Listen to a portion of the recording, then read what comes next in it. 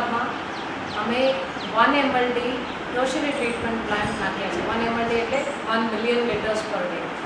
જે સ્યુવેજ એ એરિયાનું છે એ એરિયાને ત્યાં ને ત્યાં કલેક્ટ કરી અને ત્યાં ને ત્યાં ટ્રીટ કરી એ પાણીને ફરી લો ગાર્ડન, પરિમલ ગાર્ડન અને રસાલા નર્સરી બધામાં વાપરવાનું, બધા સેન્ટ્રલ વર્જસમાં પાઇપલાઇનથી લઈ જવાનું એક કાગતરો શરૂ કર્યો છે.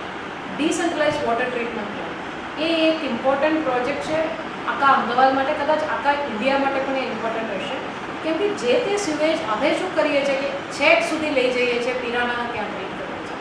અગર આપણે ડોમેસ્ટિક સ્યુવેજ પોતપોતાના એરિયામાં ટ્રીટ કરીને એ પાણીને ફરી વાપરવામાં આવે તો ઘણું બધું પાણીનું એનર્જીનું ખર્ચ બચી શકે.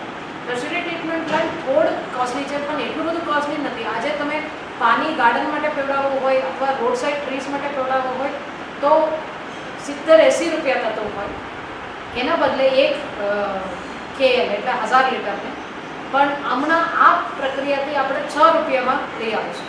એટલે 70 રૂપિયામાંથી 6 રૂપિયા એટલે એટલું ઘટાડો થશે. કેમ કે પાણી બહુ સીમિત રિસોર્સ છે. એ તો આપણી પાસે ગમે તેટલું કરીએ તો સીમિત રહેવાનું છે. અને એક વિષય એક વખત એવો આવશે જ્યારે પાણીને આપણે રિસાયકલ કરીને જ વાપરવું પડશે.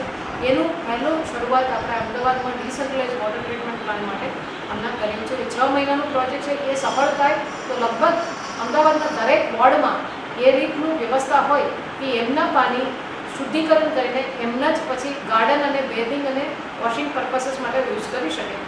તાકે ઇનફેક્ટ સિંગાપુરમાં પીવા માટે સુધી પણ ક્લિયર થઈ જાય છે. અહીંયા આપણે બેધિંગ ગ્રેડ સુધી લઈ આવીએ છીએ. એટલે પાણી બિલકુલ શુદ્ધ થઈ જાય, એમનામાંથી બધું નીકળી જાય ગંદકી, અને એ પાણી ફરી વપરાશમાં આવે. અને પહેલા તબક્કામાં સિન્સ આપણને વાપરવામાં તકલીફ પડશે એટલે આપણે ગાર્ડનિંગ માટે શરૂ કરીશું. અને પછી ધીમે ધીમે જ્યારે પાણી એક રિસોર્સ તરીકે સીમિત થઈ જાય ત્યારે કદાચ એ પાણી આપણે બાકી બધા યુસીસ માટે પણ લેવું પડશે. અને એ લેવલે અને શુદ્ધિકરણ થવું જોઈએ એના માટે અમે પહેલું આ કર્યું છે. એટલે એ Ahmedabad municipal corporation first decentralized સુવેજ